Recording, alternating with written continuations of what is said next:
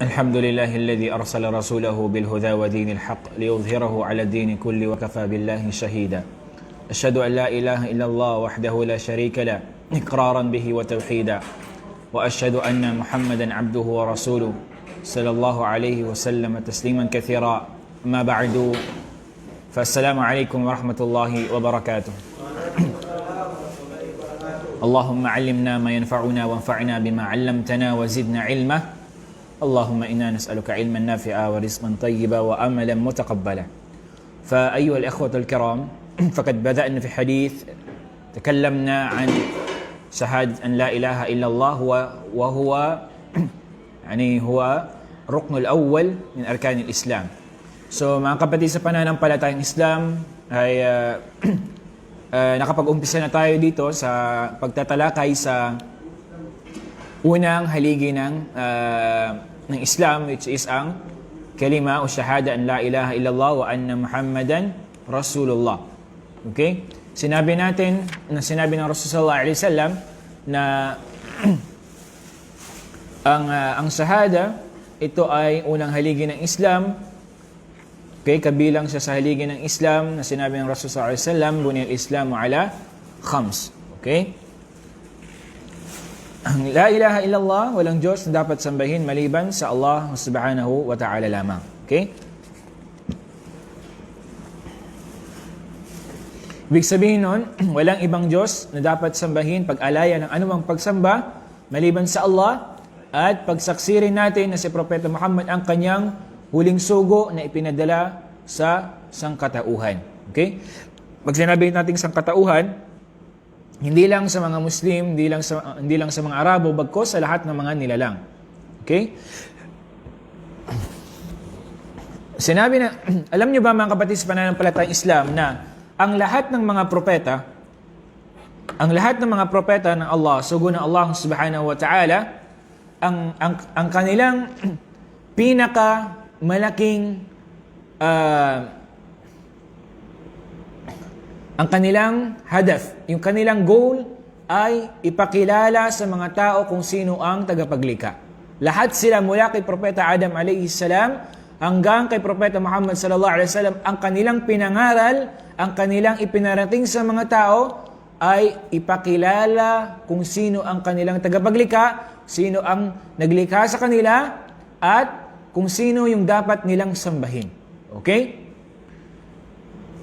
Kabilang na doon sa mga propeta ng Allah subhanahu wa ta'ala na nagda'wa, nagparating sa mga tao, sa kanilang kaum, sa kanilang nasyon, ay si Propeta Ibrahim alayhi salatu wassalam. Kanyang dina'wahan, kanyang inanyayahan, ipinarating niya sa kanyang pamilya ang shahada an la ilaha illallah, walang Diyos na dapat sambahin maliban sa Allah. At ang unang-una niyang dinaawahan yung kanyang tatay. Di ba? Na yung tatay ni Ibrahim alayhi salatu wassalam, siya yung gumagawa ng mga ribulto. At yung mga ribulto na yun yung kanilang gagawing Panginoon, Diyos, para sambahin. Di ba? Sabi ni Propeta Ibrahim alayhi salatu wassalam, وَإِذْ قَالَ إِبْرَاهِيمُ لِأَبِيهِ وَقَوْمِهِ إِنَّنِي بَرِيءٌ مِّمَّا تَعْبُدُونَ. Sabi ni Ibrahim alayhi salatu wassalam sa kanyang tatay.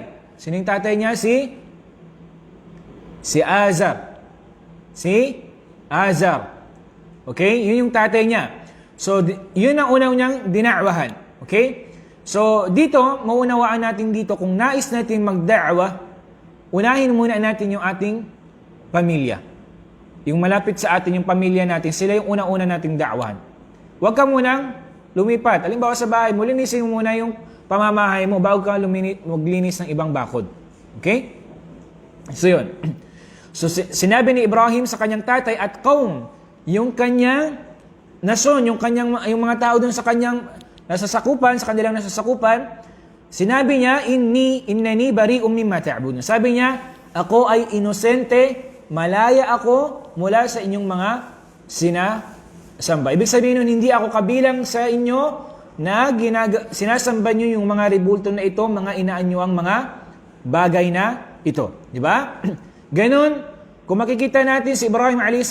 ang unang-una niyang ipinaabot sa kanyang kaum, sa kanyang tatay, ang ipakilala kung sino ang kanilang tagapaglikha.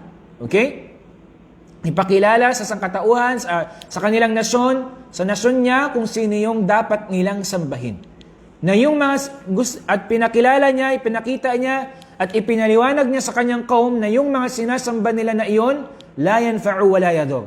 Hindi magbibigay sa kanila ng binipisyo, hindi makakatulong sa kanila sa anumang pangangailangan, at hindi rin makapagbibigay sa kanila ng mga anumang kapinsalaan. So itong mga bagay na ito, yung mga sinasamba nila ay walang pakinabang sa kanila. La fi amri dunya, la khasatan fi al-akhirah. Hindi makakatulong sa kanila pamumuhay dito sa mundo at lalong-lalo na doon sa kabilang buhay. Okay?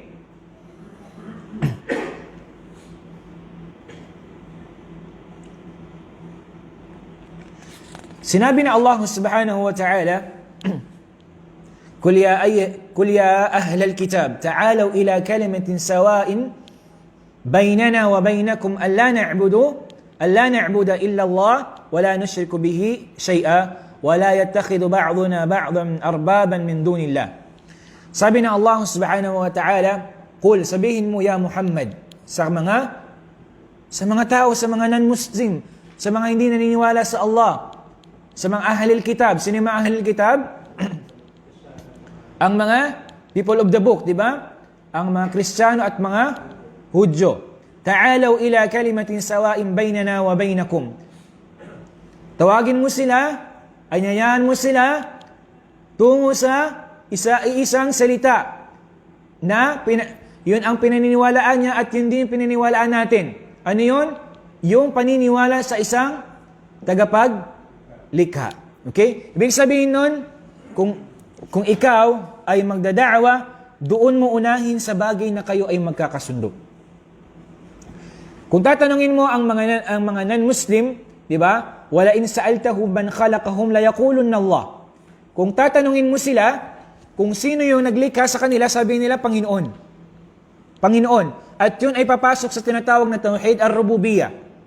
Al-iqrar, okay? Yung paniniwala mo na mayroong Panginoon. At doon sa paniniwala ng tauhid na yung unang uri ng tauhid, ay nagkakasundo tayo. Okay? Naniniwala sila na mayroong Diyos, Panginoon na tagapaglikha, at tayo naniniwala tayo na mayroong ang Allah siya ang ating tagapaglikha. Doon lang tayo nagkasalungat sa anong uri ng tauhid? Tauhid al-uluhiyya. Ibig sabihin nun, kung sino ba yung Panginoon ng tagapaglikha na yun, doon na tayo nagkaiba. Sila ang tinutukoy nila ay si Isa alayhi salatu wassalam o ano paman, at tayo naniniwala tayo na yung Panginoon na yun na tagapaglikha natin, na nagbigay ng lahat ng meron tayo, siya yung dapat sambahin ng Allah subhanahu wa ta'ala lamang. Okay? Alla na'budu illa Allah wa la nushriku bihi shay'a. Sabihin mo sa kanila, huwag tayong sasambas. Okay? Maliban na lang kanino?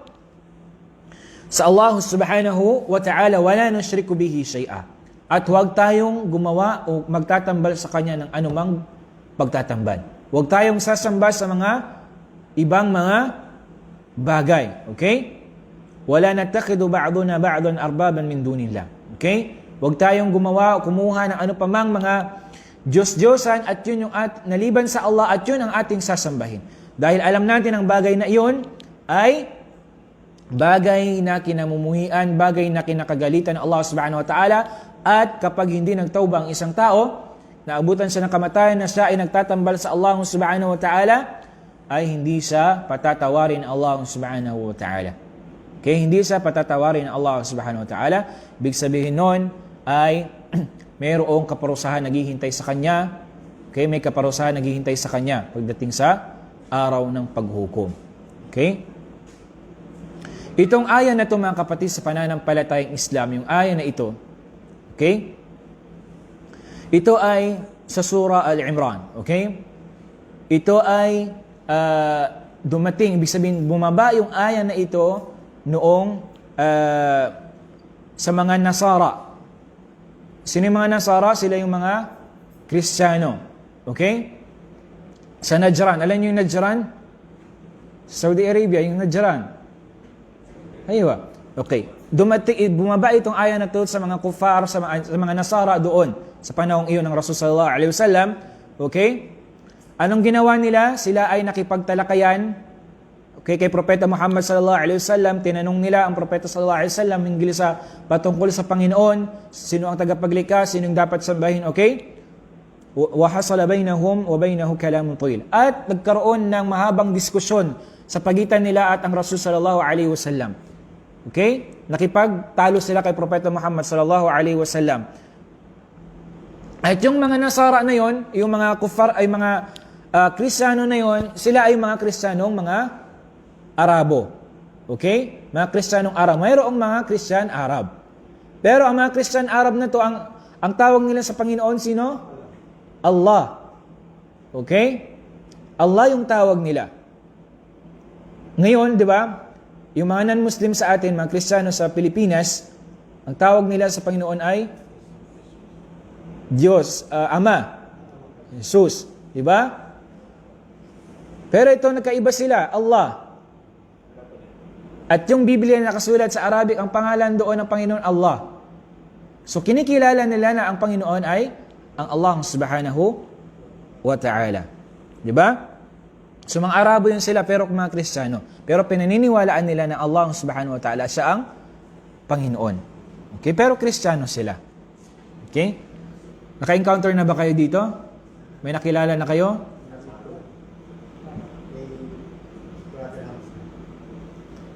Ayun, di ba? Sa mga Misr, sa iba pang mga kuwan, mayroon mga Kristiyanong mga Arab. Mayroon pa silang tinatawag na yung sikat na, sabi nilang debater nila, si Christian Prince daw.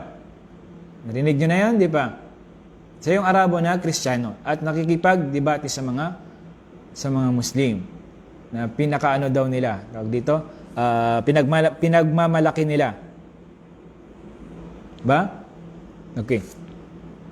So, ang Rasul sallallahu alaihi wasallam, nung nangyari yung pagdiskusyon nila na iyon, pakikipagtalo nila, pakikipagtalakay nila kay Propeta sallallahu alaihi wasallam, ay anong ginawa ng Propeta sallallahu alaihi wasallam? Siya ay fi nihaya talaban Nabi sallallahu alaihi wasallam minhum al-mubahala. Nakipagmubahal. Ano yung mubahala? Nakipagmubahal ang Propeta sallallahu alaihi wasallam sa kanila sa pagitan ng mga Nasara na yun. Ano yung mubahala? Paghingi ng sumpa sa mga taong, kung ibig sabihin, kung hindi sila totoo sa kanilang mga sinasabi, darating sa kanila yung ng la'na ng Allah subhanahu wa ta'ala. So, pero ang nangyari doon mga kapatid, hindi, ibig sabihin doon, umatras yung mga Nasara na iyon. So, pero takot sila na dumating yung la'na sa kanila ng Allah subhanahu wa ta'ala. Natakot sila na baka dumating yung parusa sa kanila ng Allah subhanahu wa ta'ala dito pa lang sa mundong ibabaw na ito. Kaya hindi na sila tumuloy sa pakikipagtalo kay Propeta Muhammad sallallahu alaihi wasallam.